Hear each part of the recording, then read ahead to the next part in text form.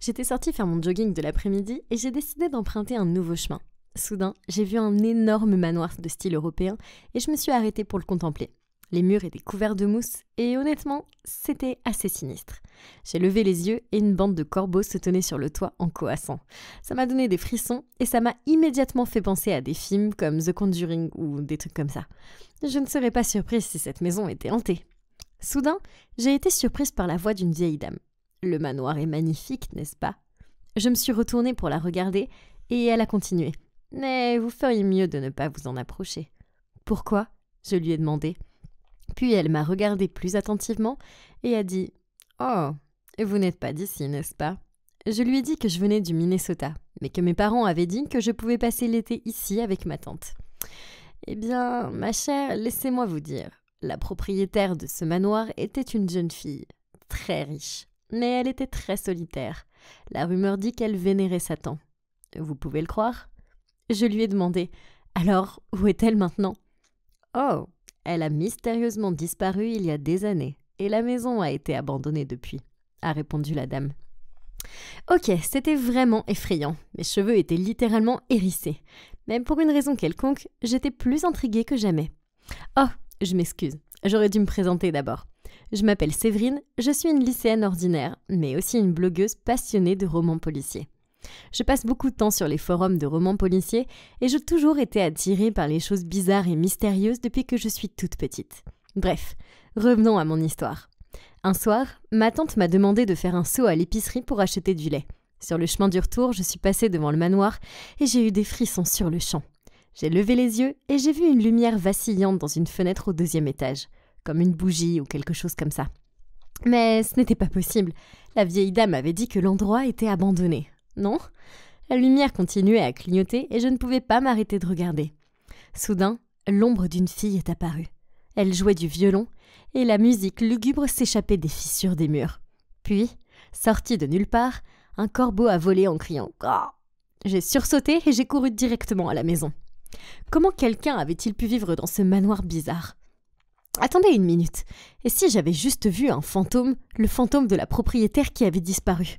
Oh, je devais résoudre ce mystère. Je pouvais même en faire une histoire policière en introduisant un peu d'horreur pour le fun. Alors que j'étais allongée là, j'ai inventé le titre « Le vrai manoir de la mort ».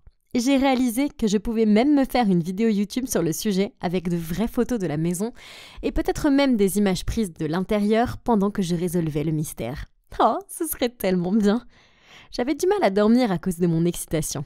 Et le lendemain, j'ai demandé à ma cousine Clémence de venir explorer le manoir avec moi. « Hey Clémence, tu veux venir voir ce manoir effrayant avec moi ?»« Oh mon Dieu Séverine, t'es folle! Tu sais que cet endroit est hanté, n'est-ce pas? Il y a plein de fantômes et tout. » « Oui, c'est pour ça que je t'ai demandé de venir avec moi. » J'ai haussé les épaules. « Je préférerais faire un détour plutôt que de passer devant cette maison pour rentrer chez moi. Alors, qu'est-ce qui te fait penser que j'oserais aller à l'intérieur ?» J'ai essayé de la convaincre que ce serait amusant, mais elle a continué à refuser. « Oh bien, si personne n'a osé entrer dans ce manoir, alors je serai la première. » Prenant mon courage à 2 mains, j'y suis allée seule. J'ai réussi à escalader la clôture de fer rouillé qui était presque tombée en morceaux dans l'arrière-cour. Puis j'ai remarqué une porte qui était légèrement entr'ouverte. En m'approchant, j'ai réalisé qu'un symbole satanique était gravé sur la porte. Flippant! J'ai fermé les yeux, retenu ma respiration et poussé doucement la porte. L'odeur qui m'a frappée m'a donné le vertige. Une odeur de moisi, d'abandon. Je suis entrée dans le salon et j'ai eu l'impression d'entrer dans un vieux château en France ou quelque chose comme ça. Il y avait des toiles d'araignées partout et quelques-unes énormes pendaient des lustres. J'ai regardé autour de moi et j'ai remarqué les portraits d'une fille sur le mur. Elle était belle, mais ses yeux étaient si tristes. Oh mon Dieu, c'était la propriétaire? Celle que j'ai vue jouer du violon? Je ne pouvais pas supporter de regarder le portrait plus longtemps. J'avais l'impression que ses yeux perçaient mon âme. Je me suis dirigée vers les escaliers et je me suis faufilée aussi silencieusement que possible. Je vais pas mentir, j'étais terrifiée. Il faisait si sombre là-haut, et à chaque pas que je faisais, les lattes du parquet grinçaient. Je regardais derrière moi parce que j'avais l'impression que quelqu'un me suivait. Et à ce stade, j'avais des sueurs froides. Quand je suis arrivée au 2e étage, il y avait un long couloir devant moi. Mais il était vraiment bizarre. Il n'y avait qu'une seule porte. Je me suis dirigée vers elle et je l'ai poussée. C'était une chambre luxueuse, définitivement digne d'une princesse. Et oui, il y avait le violon. Tout était recouvert d'une épaisse couche de poussière et du coin de l'œil, j'ai vu une photo. C'était la même fille, mais cette fois-ci, ses yeux étaient rouges comme le feu. Tout comme Sauron, le méchant dans Le Seigneur des Anneaux. J'ai eu tellement peur que j'ai rapidement tourné la photo vers le bas. C'est alors que j'ai entendu le son du violon venant de quelque part. Ok, que se passait-il ? Le violon était juste devant mes yeux et j'étais censée être seule dans cette maison. J'ai essayé de me calmer, j'ai pris une grande respiration et j'ai marché dans la direction du son de la porte d'à côté. C'était tellement bizarre, parce que la porte d'à côté était une réplique exacte de la première pièce. Avais-je vraiment changé de chambre ? Je me suis dirigée vers la coiffeuse et j'ai remarqué que la photo s'y trouvait toujours et était également tournée vers le bas. Je les ramassais et c'était exactement la même photo. Mais cette fois, le visage de la fille était décoloré. J'ai lâché la photo horrifiée et je me suis enfuie sans me retourner. J'ai descendu les escaliers 3 par 3, mais quand j'ai atteint la porte, elle était fermée. J'ai commencé à taper dessus et j'étais en train de pleurer comme une hystérique. « À l'aide! Aidez-moi !» J'ai crié. Soudain, la main de quelqu'un a touché mon épaule. Mon cœur allait s'arrêter. « Ah !» J'ai crié à plein poumon, mais quand je me suis retournée, il y avait ce jeune homme debout. Plutôt mignon. Qui es-tu ? J'ai bégayé. Il a froncé les sourcils et m'a dit « Qui es-tu ? Et pourquoi tu es ici ?» Je pouvais à peine parler parce que je tremblais beaucoup. Puis le type a dit « Allez, sortons d'ici. Tu as l'air horrifié. » Puis il a sorti une clé et a ouvert la porte. « Es-tu un fantôme ou quelque chose comme ça ?» J'ai bégayé. Il a commencé à rire et a dit « Un endroit plutôt effrayant, non ?» Je lui ai demandé s'il avait vu les photos aussi. Et il a dit « Oui, terrifiant. » Comme si on sortait d'un film d'horreur, j'ai ajouté. Exactement. Le décor parfait pour un film d'horreur. Je l'ai regardé confuse. Il a ri et il a dit « Oui, on va faire un film. Je veux dire, je vais louer cet endroit pour faire un film d'horreur. » Puis, il s'est présenté comme Daniel, un jeune réalisateur qui s'intéressait aux films policiers et d'horreur. Il vérifiait juste l'endroit pour voir s'il convenait. J'arrivais pas à y croire. Waouh, c'est littéralement un rêve qui devient réalité. J'écris des histoires policières depuis que je sais tenir un stylo. Et j'ai toujours espéré devenir un jour scénariste de films policiers et d'horreur. Je suis très honorée de vous rencontrer. Je m'appelle Séverine, au fait. Puis Daniel a répondu « Tout le plaisir est pour moi. C'est une industrie plutôt excitante. J'adorerais lire certains de vos articles un jour. » Je ne pouvais pas m'empêcher de sourire. Puis soudain, une autre personne est apparue.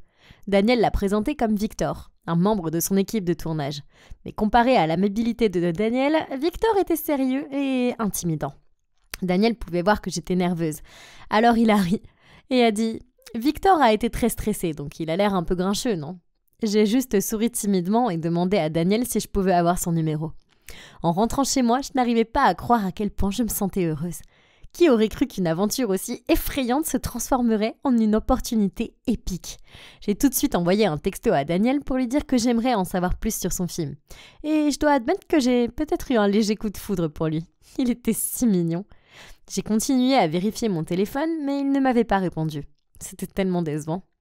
Mais quelques jours plus tard, il m'a invité à prendre un café. J'étais si excitée et sérieusement, nous avons passé un excellent moment.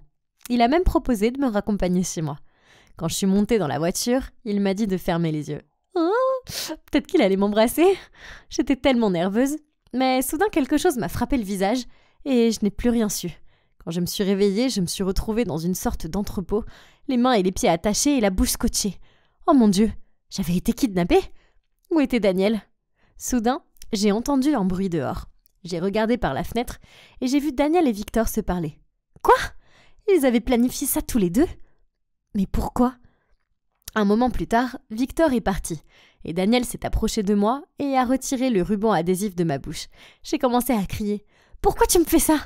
Puis Daniel a dit « Écoute, je ne vais pas te faire de mal, je te le jure, mais il y a quelque chose que je dois te dire. » Il a alors avoué qu'il était membre d'une organisation criminelle appelée Iron Gloves.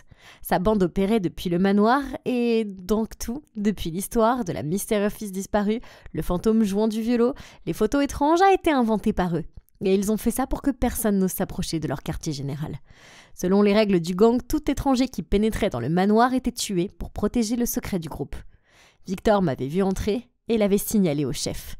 Donc Daniel avait été forcé d'exécuter la mission. Mais il ne voulait pas le faire. C'est pourquoi il a prétendu m'avoir kidnappée.